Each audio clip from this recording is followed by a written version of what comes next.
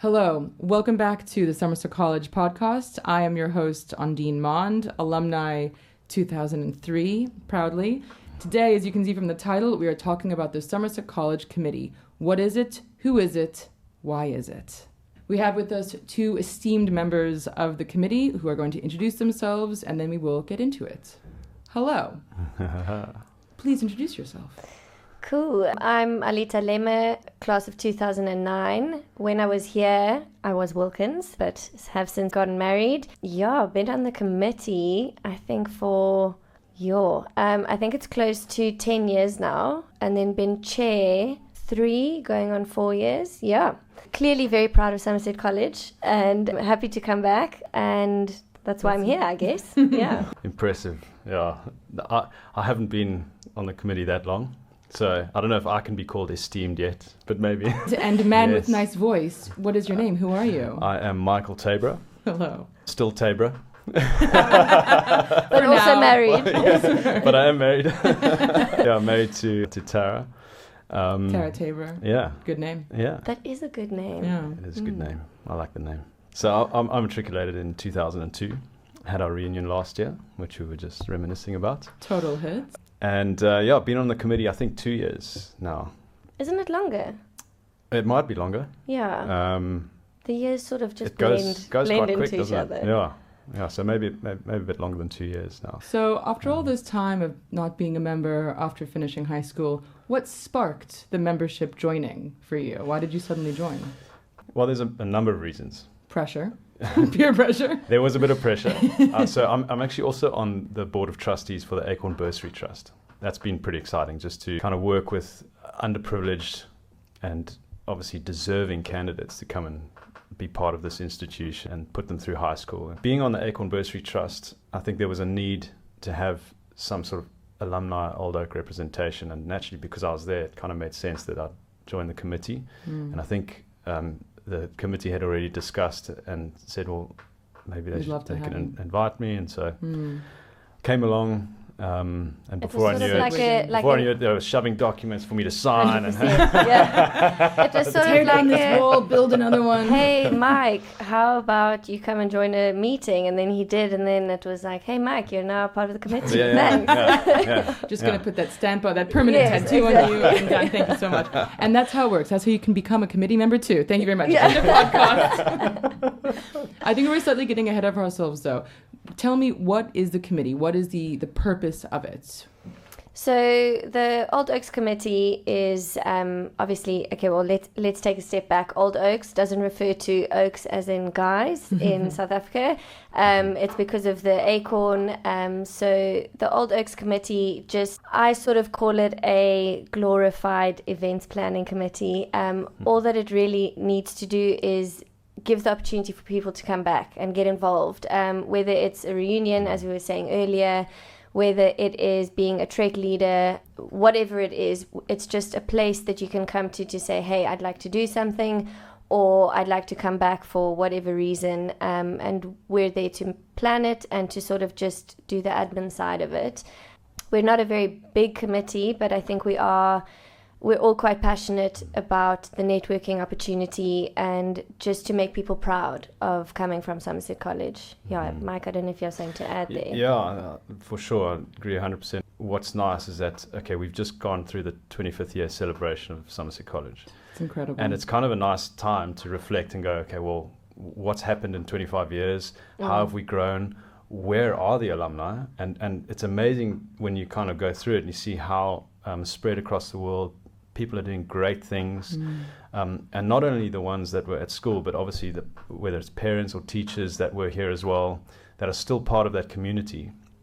So it's kind of realizing, geez, what a valuable community we actually have. So it's a hugely valuable network to tap into. From my side, stepping into the committee was seeing that opportunity and going, well, how can we really unlock the value of the network and the community that we have so that it benefits everybody, whether it's in careers or whether it's current students that are looking for guidance and mentorship and maybe a connection once they're out of school. And that's really the crux of it. And celebrating everyone. I think that's the other side, is Mike saying now the amazing things that people have done.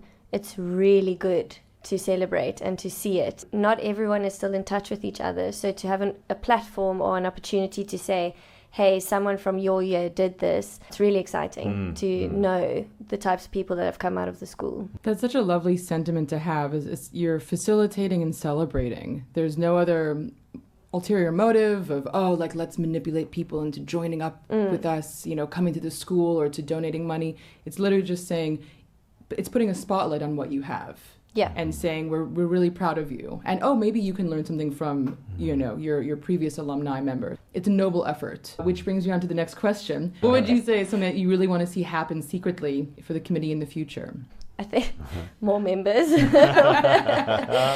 I think for me, we've got events that we're currently running and they're going well, but to really see people almost looking forward to those events. So we've got a few people that keep coming back, but to see that number grow, people to know, the Oak Lounge is coming up, I'm so excited, or the pub quiz or whatever it may be.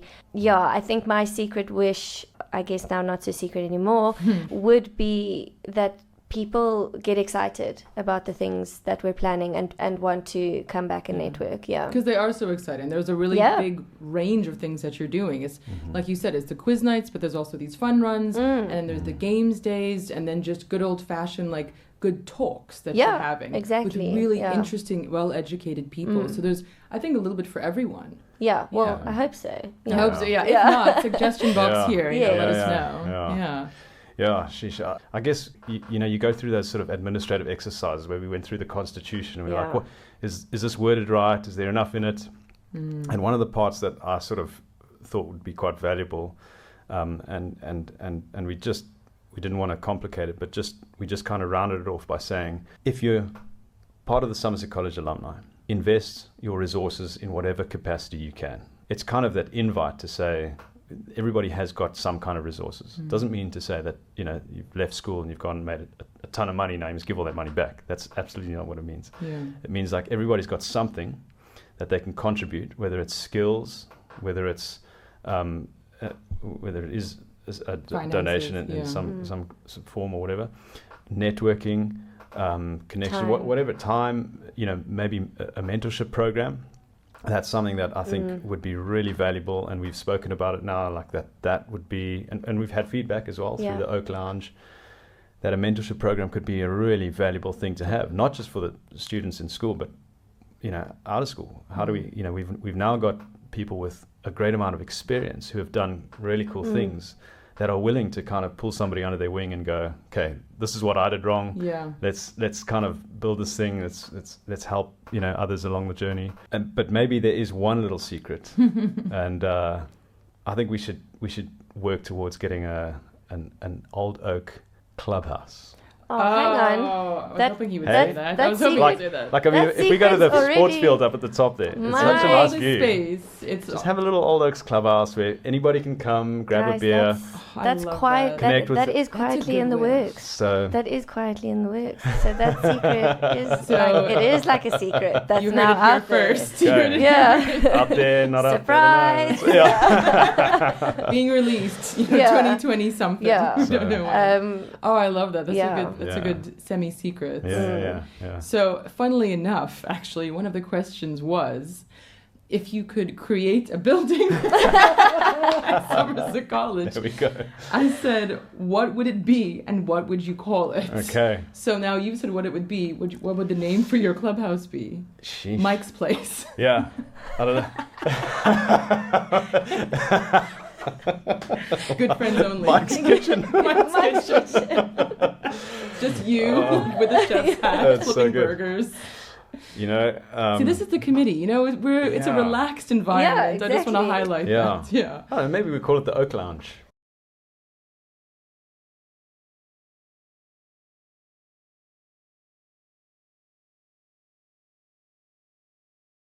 Because we've got the Oak Lounge running. Maybe it's cool. It can kind of be because a lounge kind of gives you that sort of casual. But we're treated well here, but at the same time, it's relaxed, it's casual. Yeah. It's like one of those, wine will definitely be there. You can maybe sneak in a little brandy and Coke, but it's mainly the wine. It's a lounge, In the deep couches. Yes, yes. And any old oaks listening in, I reckon you should throw some names around and post some names on the Facebook group. Oh, definitely, or send the committee some ideas. Some ideas. Some bottles of wine and furniture. You don't even need a roof. You have the space. Just, it's fine. Why not? Who is actually part of the committee? I mean, we know that it is alumni. And is there a range that you're looking for? Because I know one of the members is Nick Purse, and he's head of the sport. But do you in the committee have like, okay, cool, they're going to be, again, the sport person and then the music person, or whoever comes in will see what your attribute is? So there used to be very clear, defined, portfolios. So when I joined, everyone had a portfolio. And I think we got rid of it maybe like 2 years ago, mainly because we didn't want people to feel that they are the only one that's then in charge of that. We didn't want that much pressure on one person. So Nick is there because he is a staff member and he's also willing to run the sports. It also makes sense because he's part of the sports department. And then everyone else that joins, it's sort of just, what do you have to offer and what's your interest and what excites you? We've got someone like Demi who's got a law background, so we just loop her in every time the Constitution or anything. But there's no need for a legal portfolio, for example.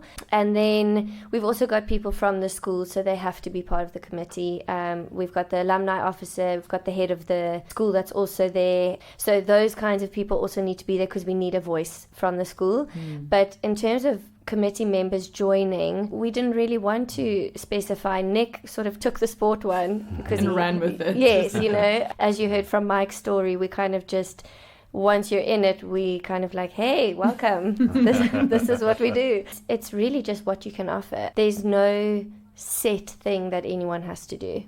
We also quite focused on working together as much as possible. We don't want, it is a voluntary committee. People do have full-time jobs or studying or whatever. So we can't expect someone to carry all the weight. Yeah.